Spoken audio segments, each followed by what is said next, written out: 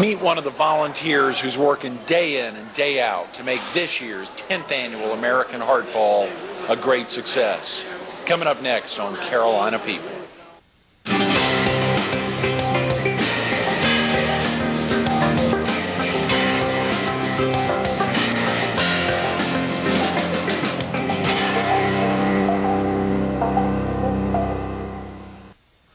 Good morning. Welcome to Carolina People. This morning we're at the Myrtle Beach Marriott Resort at Grand Dunes. We're focused on the 10th Annual American Heart Ball to be held here Saturday, March 6th. And we're visiting with Glinda McIntyre, one of its chairmen. Good morning, Glinda. Good morning. I'm glad to be here. Thanks so much for coming in. It's so exciting to think in less than 2 weeks, hundreds and hundreds of people are going to be filing in right behind us, getting ready for the 10th Annual Heart Ball. It's incredible. Oh, we're excited. We think it's going to be a fabulous night with lots of entertainment and a chance to bid on some good auction items. Oh, yeah. For the evening. And there's the actual hotel is just beautiful. The setting is going to be fabulous. Oh, yeah. I think everybody will have a great time. And this hotel, it's incredible. It is. Have you been through the whole facility, Glinda? I've been through part of it, and I think that the opportunity to come and stay here that night would be fabulous. You can come early in the day and go to the spa and do manicures, pedicures, and they have a steam room and all that kind of thing. And then go up and rest for a while and get ready for the ball and come down and have a great evening. And the incredible thing is they've got some amazing rates for that weekend. Actually, a whole week before and a week after. Rates are applicable. I think it's $79 a night for a garden view and $99 a night for an ocean view, almost half off of their normal rate. So someone could come in on Friday even and stay over, as you said, take advantage of the spa on Saturday during the day before the event that night. Yeah, it's going to be a fabulous event, and it's a good price on the room, so I would suggest that everyone try to come and do that. Absolutely. To enjoy the evening to the fullest. How does it feel for you, Glinda, now knowing that we're a little less than 2 weeks away and that it's all upon you? I mean, you've been working on this for months and months.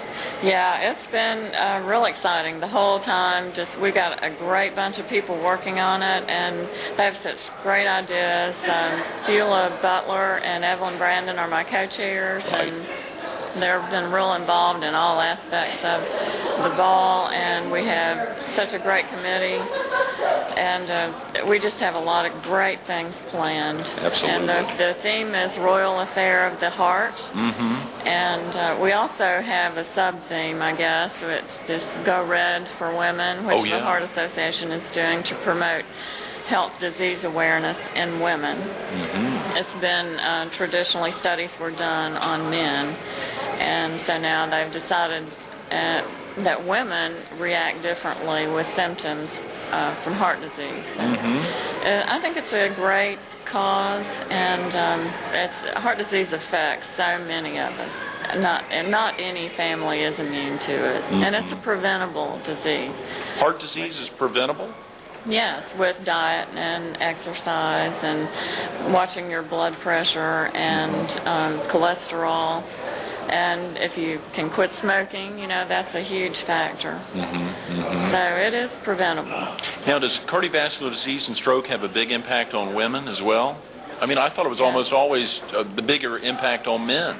Well, I think women have it later in life, and by then they're susceptible to several other diseases that may mask heart disease. Mm-hmm. And also, women don't react to the tests that are run like men do. Like the stress test, it may not show up results like it does on women. Mm-hmm. So there's a difference in our anatomy and everything. So, and women are generally smaller and a little harder to, deal with, see the vessels and that kind of thing. Mm-hmm. So.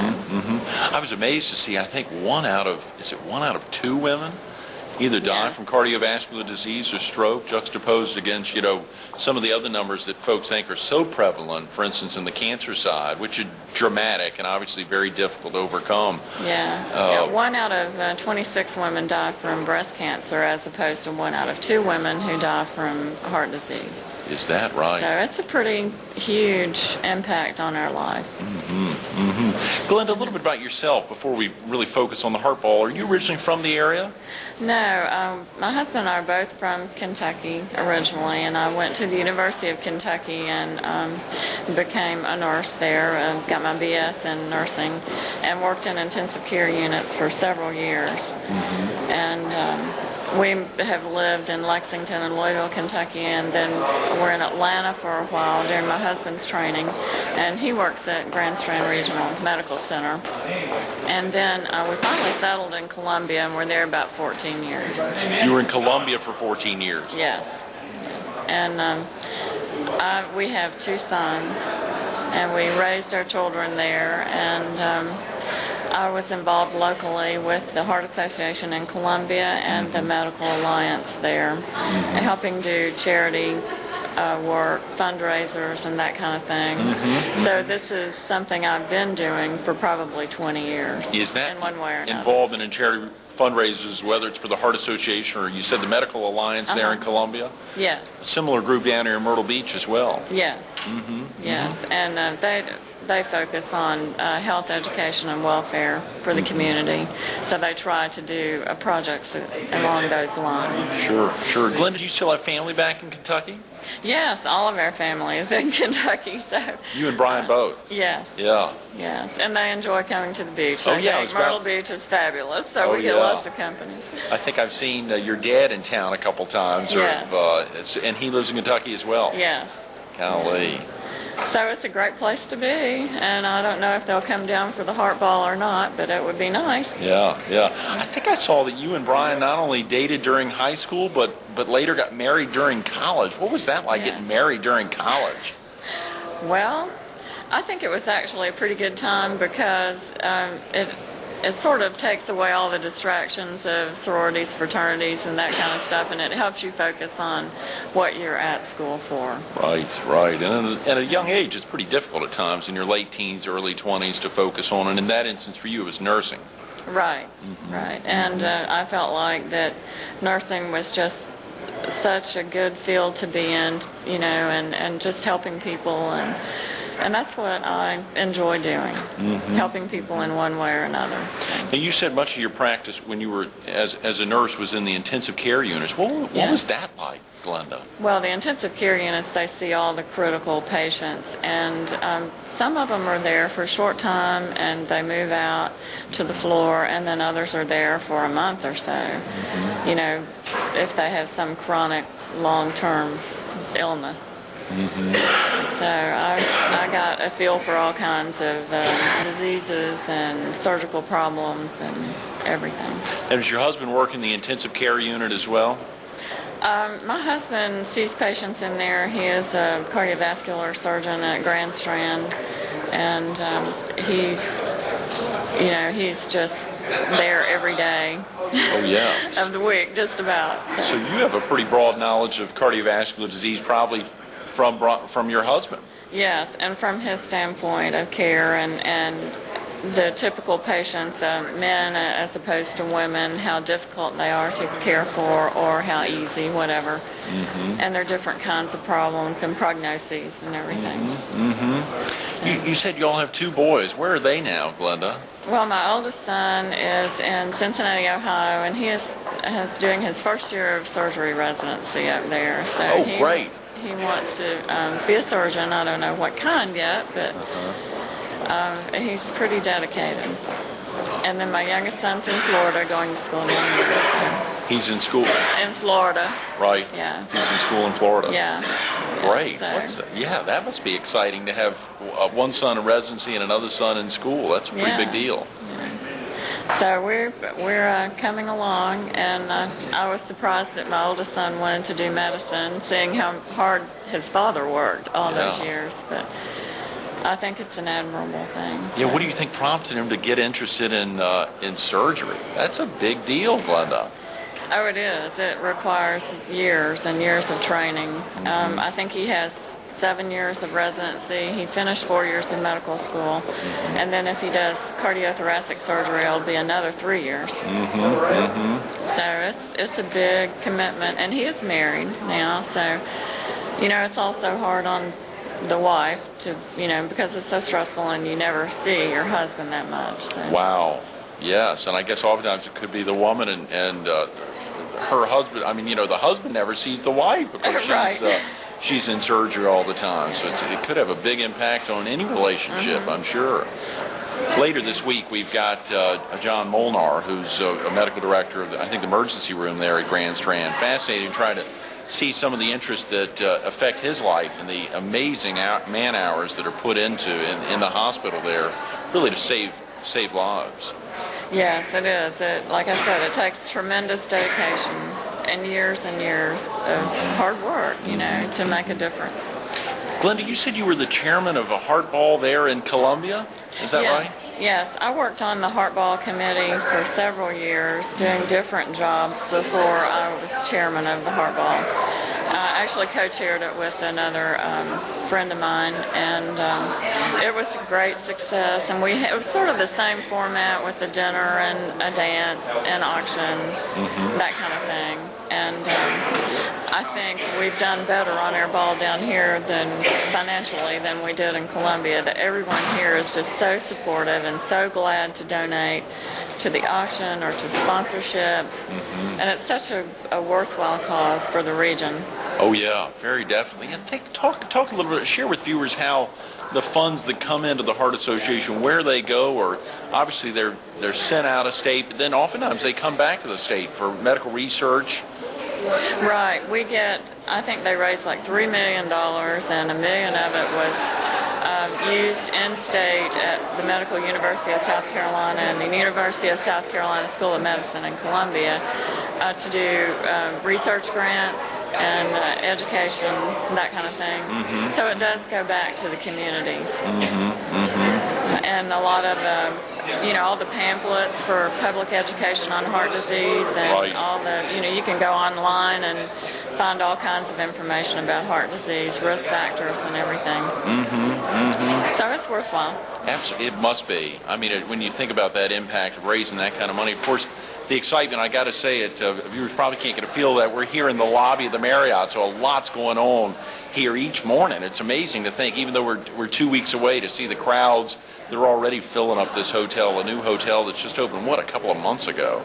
Yeah, it's a fabulous hotel. It's beautiful. The ballroom is beautiful, the whole layout, and I think everyone will just enjoy being here and just to look out on the ocean. If you get here early enough, in the evening, if you get here at 6, you'll be able to have the view of the ocean and the 2 pools that go down to the ocean, and maybe look around a little bit. They have a fabulous bar at the ocean front. And, yes. And I think it's going to be a great evening. We start at 6. So. We start at 6 o'clock. Well, give viewers a sense, if they haven't attended the Heart Ball before, Glinda, if someone had never been here and they're coming into the lobby right behind us at 6 o'clock on that Saturday, March 6th, give them a sense of what all is going to happen when they get here. Okay, when you pull up to the front door of the Marriott, you can use their valet parking and come in and go to registration, and there you'll receive a booklet and with your table number and bid number on it for the auction. And we're going to have over like 130 items for the auction. Lots of good things. A 4-wheeler and a golf cart and vacations and jewelry and restaurant golf packages, all kinds of stuff. LASIK surgery, everything, that you could imagine. I saw a plasma TV has been donated. Yeah, which is gigantic. Very exciting for TV persons, right. That is, or viewers. Latest technology, But anyway, after registration, you go through, and there will be auction items set up in the common areas, the hallway, and then there's an auction room with other, more valuable items in it, and bars and all kinds of wonderful hors d'oeuvres here and there. They're going to do an Asian station and cheese and tropical fruits, international cheeses and tropical fruits, and shrimp and scallops and chicken and all kinds of good things. I saw that, a big spread of hors d'oeuvres with then an entirely separate Asian station, just focused on, and this is before you get in for dinner. Right. Incredible. Well, you'll have like an hour and a half to do the hors d'oeuvres and Right. the auction items. The auction itself won't close till 10, but that's a good start to preview everything. Yeah. And then go in for dinner in the ballroom at 8. And we will do a few live auction items sometime during dinner. And then we're going to have chairman of the board, General Johnson, and chairman of the board play with fabulous music.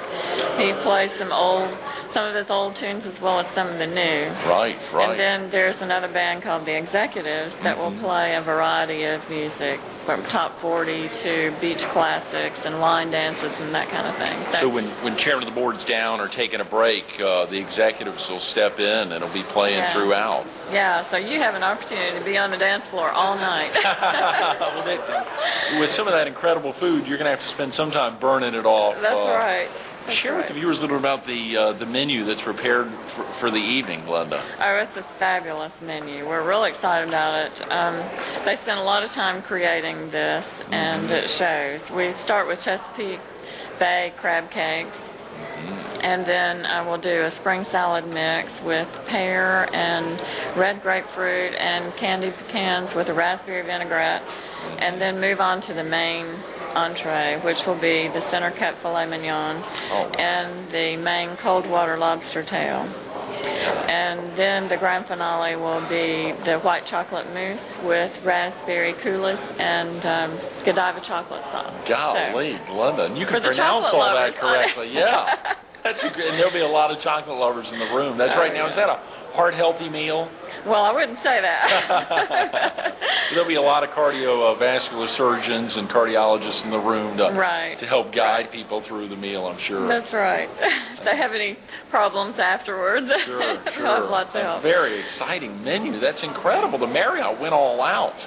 They did. We really appreciate everything they've done to create a spectacular evening. I think one of the exciting things for the Heart Association was recognizing that the Marriott was willing to give a great menu this year, but also lock it in for a couple of years. I think it was a 3-year commitment with just a small uptick to cover some of the cost in the future, but incredible. Right. It's been a fabulous deal, and for everyone, I think. And it's such a beautiful place. I know people will want to come back here year after year for this special event. Absolutely. You're kicking it off for the first of at least many years to come here. And, of course, all the hotels that have worked with the Heart Association in the past. Last year, the Radisson Plaza Hotel, Myrtle Beach Convention Center, was their grand opening gala. They did a lot for the Heart Association. Of course, the Convention Center many years in the past, and Kingston Plantation. So many hotels that have really gone to bat to make this a special event for the Heart Association. Yes, we appreciate it. They've all just been wonderful places, and Myrtle Beach is a wonderful place has lots of opportunities to hold these balls and galas. And of course, that donation aspect, Glenn. I think a lot of folks think, golly, a ticket price, what is it, $150? Yes, it's $150, and we really encourage everyone to come call the Heart Association 626-3939 to get tickets for the Heart Ball. And we still have plenty of seats left, and every day more people are calling in, we encourage everyone to do that. And for $150 for an evening with wonderful food, wonderful entertainment, a chance to bid on some great auction items. You can't beat it. I think it comes down to $25 an hour for 6 hours. That's right, $25 an hour per person. That's exactly right. Well, think about it also. If someone was just making that donation, Glenn, if they said, I want to make a $150 donation in 2004 to the American Heart Association, then they get the entire evening gratis. They get it for free after they just focus on the donation aspect. This is for the American Heart Association. It's not an expense. I mean, even that idea of $25 an hour is very important. But think about this. This is just a simple donation to the American Heart Association of like 40 cents a day, if you think about it spread out over the year. Right. And it's such a worthwhile cause. And when you look at it, the monetary amount per day spread out over the year, it is not a huge sacrifice. Less than a soft drink or almost the cost of a bottle of water. That's exactly right. It's so exciting to think of the impact the American Heart Association has on practical life-saving medications, whether it's or the AED, the monitors, the defibrillators, CPR, just the the founding, the research provided behind CPR. So many things come out of the American Heart Association. Does your husband ever talk to you about that, Glinda, some of the impacts that the Heart Association's had on his profession? Oh, yes. I mean, there's so many new techniques and just the mechanics of, like, all the x-rays, that kind of things, and the AED, the automatic external defibrillators. They're being used in schools and shopping malls and, just almost anywhere there's a large gathering like that, because that is the only way when someone has sudden heart failure where the heart stops to restart it. And if you don't have that available, the patient expires right there. So that's a huge innovative technique there. The Heart Association still does a lot of training in CPR. That's a practical method, but the AED is a very quick jump start. Right. CPR is essential, but the AED, you need that to get the heart going again. But CPR classes, everyone that works at the hospital has to take them, and I'm sure a lot of other companies have someone that's trained in that too. Oh yeah, absolutely. And I think so many of the hospitals provide it at virtually no cost through the American Heart Association, or the Heart Association sends somebody in. A lot of child CPR classes I know are practically taught up here at Grand Strand, as well as Conway and Loris, and all the hospitals provide that opportunity. And CPR is such an important component, and the research behind the founding of CPR was provided by the Heart Association. Right. The Heart Association, all the research grants really make a huge difference in all these new techniques. Share real quick with the viewers again about the Go Red for Women and that awareness of heart disease in women, and the impact that you all are expecting to do that night, Saturday, March 6th. Okay, well, I hope the Go Red for Women is a new campaign started by the Heart Association this year, and there are several other organizations throughout the country that are trying to emphasize heart disease in women, and the American College of Cardiology, which meets the same week as their heart balls, the first day is that day. The whole first day is about women and heart disease for that meeting. And so they're really supportive of this. And also the National Heart, Lung, and Blood Institute, they have a program to promote women's heart disease. Right. And, like I said, it is a preventable disease, and women need to be aware that their symptoms are different than a man's. Could present differently. And so you have to be aware of different things that could happen. And the phone number for that, Glenn, I think there was a separate phone number, and we got about 4 minutes. Is it 888-MY-HEART? Yes. Yes. To get a direct line to do a little research on that Go Red for Women for viewers who may be interested in learning more. And I think there was a toolkit or a piece put together that provides some opportunity for women to really learn about the impact of heart disease and stroke on their lives or on their family members' lives. Right. You can get a lot of information just by calling that number, and you'll get the toolkit. It will tell you about risk factors and, how to watch your weight, your cholesterol, your blood pressure, and all those kinds of factors. And I think you also get a little pin in there, a red dress. Yes, a red dress. The significance of that, a lot of folks were wearing those on February 6th, and you all have a national spokeswoman on that as well. Right. February 6th was the Red Dress Day, and that was the national promotion for women's heart disease.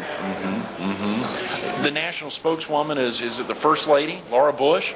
Yes. I think is the national spokeswoman for the Go Red for Women, and that push to really bring the attention to the forefront.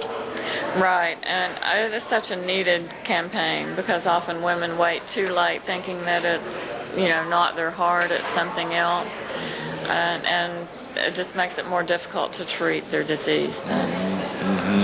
If you had a couple of minutes to share with somebody you met at the grocery store, Glinda, as to if they're thinking about attending the Heart Ball for the first time, and you just had a couple of minutes to share with them the impact of the evening, what would you want a viewer or somebody you bumped into the grocery store to know the most about Saturday, March 6th, the upcoming 10th Annual American Heart Ball? Well, it is the 10th Annual, and it is going to be a spectacular event. It just keeps getting better every year. And there'll just be so much great entertainment, wonderful gourmet food, and a chance to bid on all those wonderful auction items. So I encourage everyone to come and buy a ticket. $150 a person is not too terribly bad for 6 hours of great fun. Right. And also to stay at the Marriott and not have to drive home after the ball is over. Right, absolutely. And Just enjoy the ocean. at midnight too. to head up to your room. Yeah. And those beautiful views, Glenda, you'll be able to see them with the starlight. I mean, of course, it's going to be amazing weather 2 weeks from now. No matter what, it'll be a beautiful night. That's right. That's right. Well, I hope everyone can call the Heart Association and get their tickets soon. Absolutely. Now, Glenda, we've got a little less than 2 weeks. Is it the last 2 weeks here? The impact of that for you? What are some of the things you're going to be doing between now and weekend after next? Well, I think the Dandelion is doing decorations, and so we'll be helping with that. We've got a committee to help Dandelion do all that, and we really appreciate Rita Siegel-Levine helping year after year to create these wonderful decorations, and also we'll be taking in the ticket sales and preparing auction items and that kind of thing. So we're excited. You heard her say it. The words are simple. We're excited. We're less than 2 weeks from the American Art Ball, and Glinda McIntyre and all the volunteers are working so hard to make this a special night for so many folks that will be here to help fight heart disease and stroke. Glinda, thanks so much for being with us this morning. Thank you. I appreciate it. Absolutely. Stay tuned to more Carolina People coming up next.